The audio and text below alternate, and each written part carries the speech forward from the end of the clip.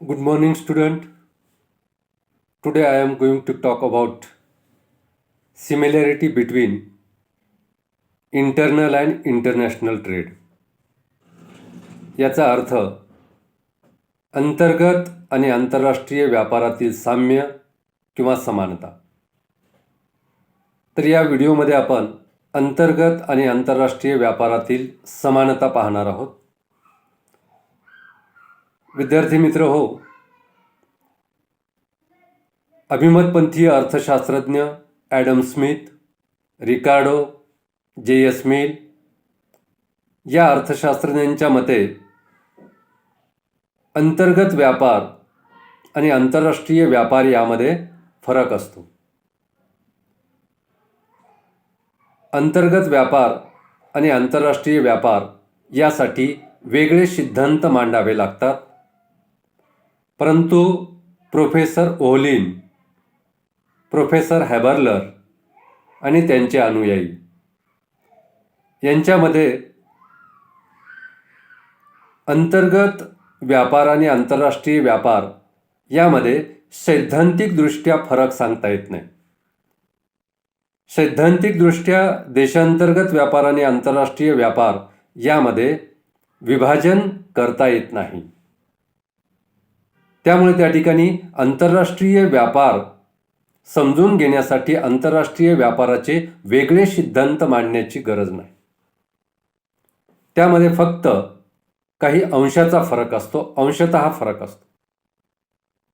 त्यामुळे देशांतर्गत व्यापारासाठी जे सिद्धांत मांडले जातात तेच सिद्धांत आंतरराष्ट्रीय व्यापार समजावून घेण्यासाठी उपयोगी पडतात.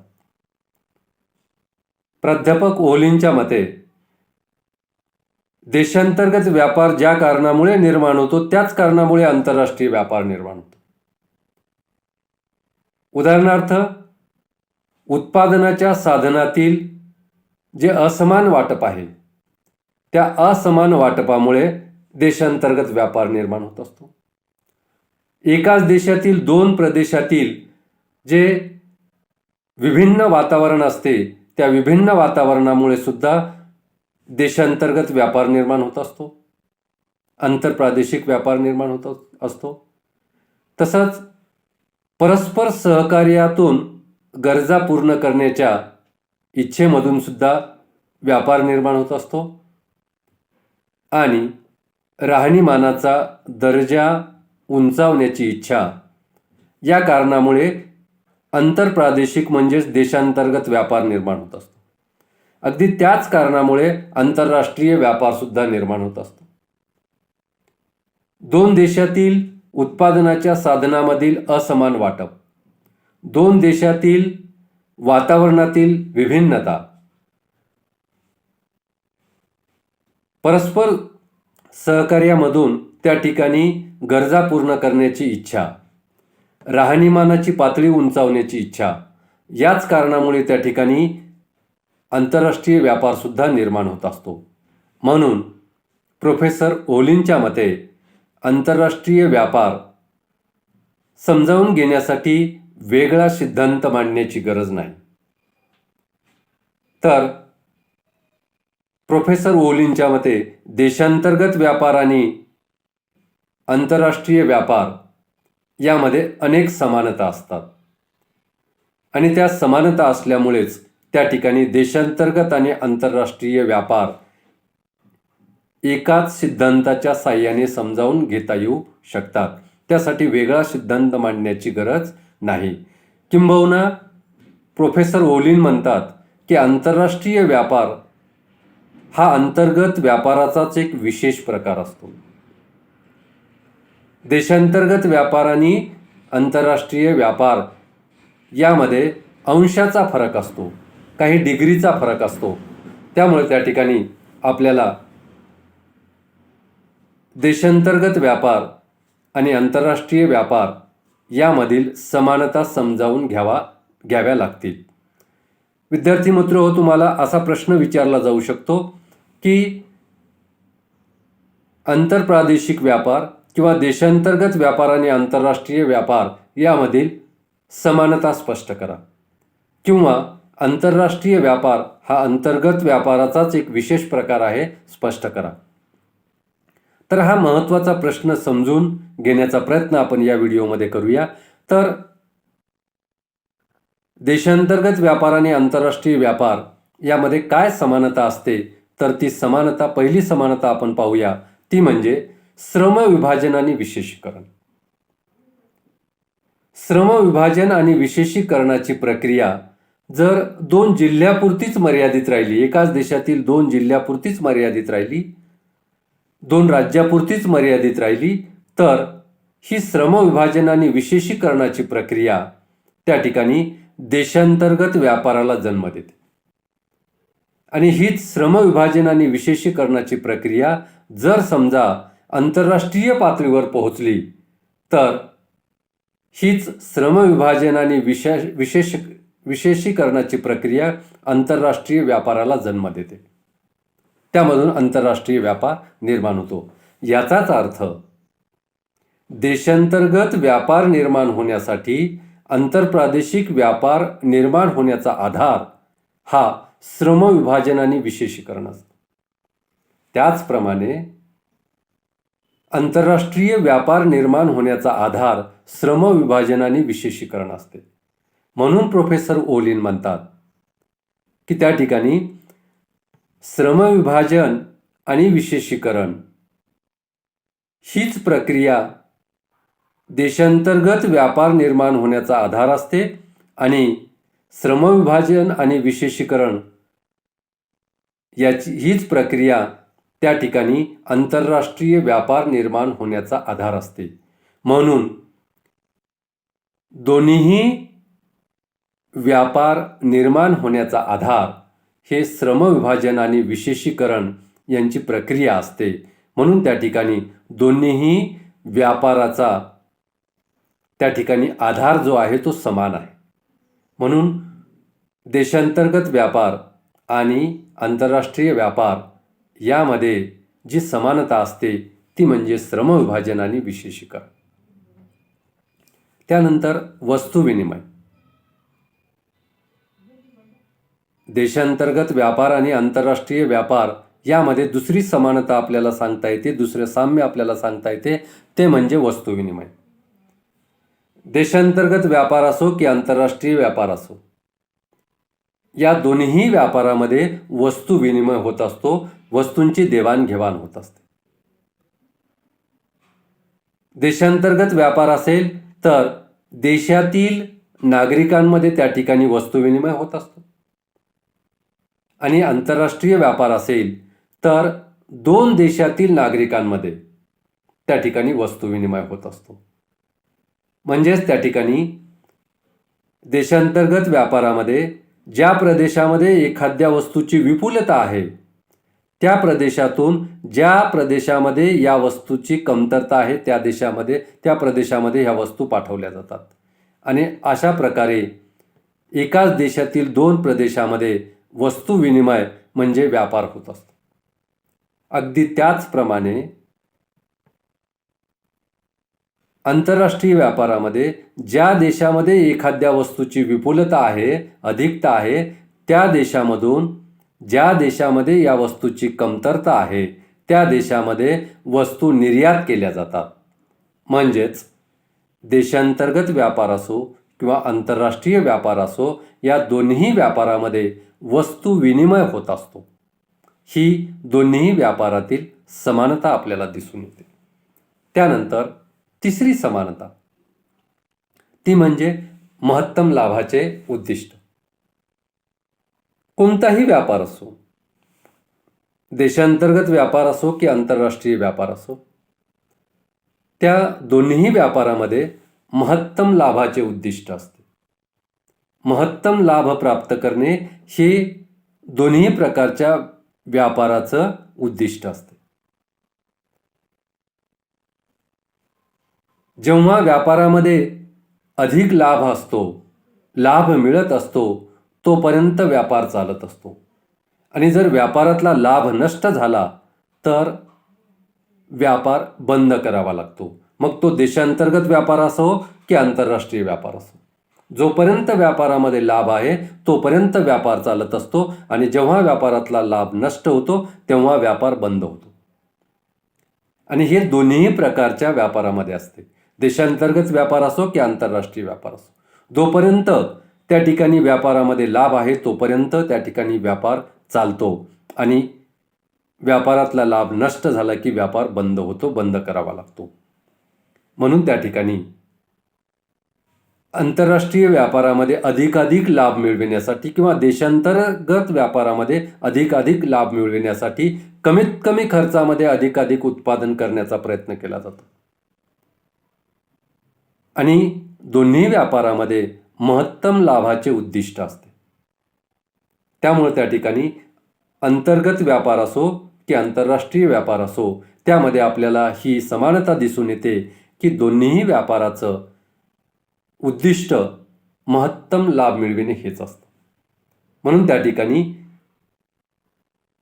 अंतर्गत व्यापार आणि आंतरराष्ट्रीय व्यापार यामध्ये जी समानता असते ती म्हणजे महत्तम लाभाचे उद्दिष्ट असते. त्यानंतर चौथी समानता आपल्याला पाहायला मिळते ती म्हणजे सामाजिक व सांस्कृतिक विचारांची देवाणघेवाण. देशांतर्गत व्यापार असो की आंतरराष्ट्रीय व्यापार असो, त्यामध्ये सामाजिक व सांस्कृतिक विचारांची देवाणघेवाण होत असते. वस्तू व सेवांचा व्यापार होत असतानाच त्यासोबतच त्या ठिकाणी सामाजिक व सांस्कृतिक विचारांची देवाणघेवाण वाढत असते, होत असते.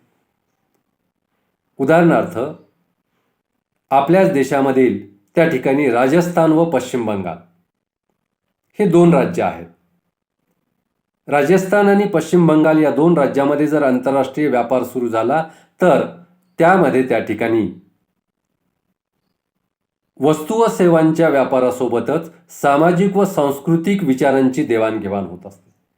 दोन राज्यामध्ये व्यापार होत असल्यामुळं दोन राज्यामध्ये जी काही सामाजिक विभिन्नता आहे, सामाजिक असमानता आहे, सांस्कृतिक असमानता आहे, पारंपरिक असमानता आहे, त्या पारंपरिक, सामाजिक, सांस्कृतिक असमानता दोन राज्यामध्ये त्या ठिकाणी त्यांची जाण होते आणि दोन राज्यामध्ये त्यांची जाण वाढवून त्या ठिकाणी सामाजिक व सांस्कृतिक विचारांची देवाणघेवाण होत असते या व्यापाराच्या माध्यमातून, या अंतर्गत आंतरप्रादेशिक व्यापाराच्या माध्यमातून. अगदी त्याचप्रमाणे जेव्हा दोन देशामध्ये व्यापार होतो तेव्हा दोन देशामध्ये त्या ठिकाणी सामाजिक व सांस्कृतिक विचारांची देवाणघेवाण होते, सामाजिक व सांस्कृतिक विचारांची जाण वाढते.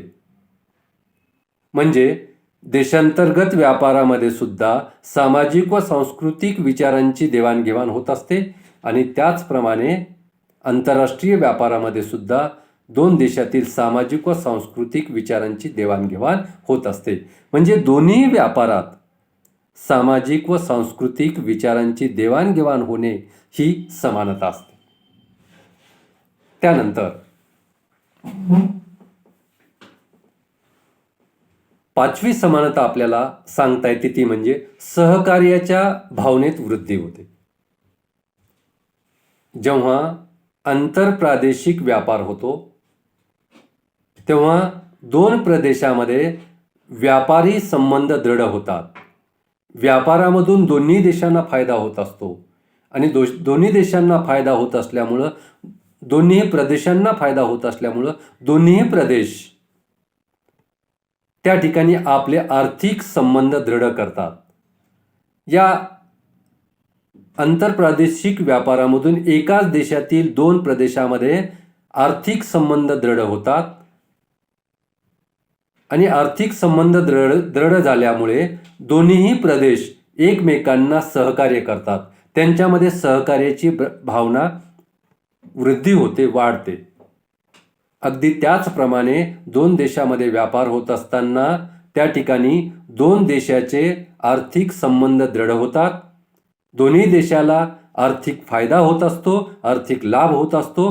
त्यामधून दोन देशाचे संबंध दृढ होतात आणि त्यामधून दोन्ही देश एकमेकांना सहकार्य करतात. त्यांच्या सहकार्याच्या भावनेमध्ये वाढ होते.